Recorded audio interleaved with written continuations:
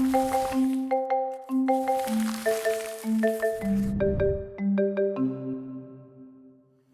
grew up in a traditional fundamentalist religion. It was the backdrop of my life, and all things centered around it. I loved it. I loved God. I had so many good and fun times. Summer camp, Pathfinders, friends, church, school, evangelist meetings with my whole family there. At 17, when it became more painful to keep the words inside than the risk of the unknown, I told my mom I was queer. What I actually said was much less confident and probably went something like, I think I might be gay or something. I don't know, maybe, I'm not sure, but probably. I didn't have the words. That wasn't even an option in my world. She quickly reassured me I was not. I did not feel reassured. I felt unheard. I spent the next decade having variations of this conversation with myself, others, and God. And this is what I learned. I was indeed queer. I had to choose between getting a girlfriend and keeping a church. I chose a girlfriend. Then I found out I had to choose between my girlfriend and keeping my family in my life. I chose my family. Hemorrhaging loss, I was ultimately met with the choice between gay or God, because I had been told my whole entire life those two things could not coexist. So I learned to doubt myself and God. Years later, when I had kids, I desperately wanted to bring them up in all the goodness that comes with a church community, God, and an upbringing in something more than this world. I had nothing to offer them in terms of a church I could be proud of, so I settled for piecemealing my beliefs, plus my mom's church sometimes, where they knew no one and remained confused about the Bible stories they heard. When they asked me, I would downplay it, change the subject. I just couldn't support what they were learning. And once again, I had to choose church or a doctrine that could be harmful to them at some point. I chose them, and we stopped going. How I heard about Paradox is a whole story itself, and it doesn't fit into the 500 words Craig asked for today.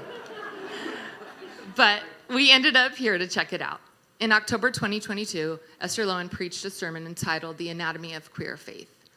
I sat in the back row with my family, tears streaming endlessly down my face, and I saw the impossible task that had been handed me, raised with zero tolerance for questions in a world that had no room to explore who I'd been created to be, in a world where I wasn't even accepted. I saw the impossible task that had been handed me of teaching my children radical self-love while loving God and being part of a church. Slowly healing began seeping in. The words offered a celebration of how I had been created in a church.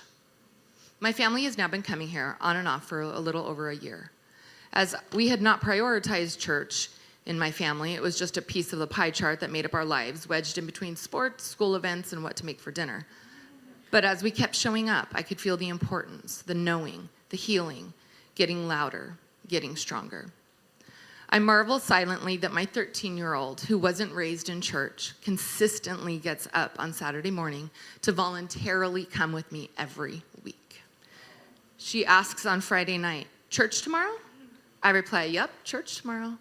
And it fills me in a way I cannot describe. I cry every time I come here, releasing old pain. Tears flow down my face, and I allow my heart to crack open just a bit more, and goodness and mercy and God flow in. My youngest child, 9 years old, came out as non-binary in August. Now, wherever we go, I must question everything to keep them safe, to help them thrive. Is the Christian camp that I sent their siblings to every summer really going to uphold the values of love and acceptance when they turn old enough to go? And I make changes based on the answer. Friend groups change, family visits change. Their PE teacher tells them that her religion doesn't like my child. And more changes occur. Their life is filled with change, some of it's loss, all because they became truer to themselves. Last weekend, my child filled out a connection card, and it read, "I love Paradox because I feel it welcomes me." And in parentheses, they wrote, "I'm non-binary." I can offer my child this sanctuary, and we don't have to change anything. I hold the existence of this church as nothing less than a miracle. We feel so much pride to bring our children to a church where they will only ever have to show up as themselves. Paradox is a sanctuary, a place of refuge or safety.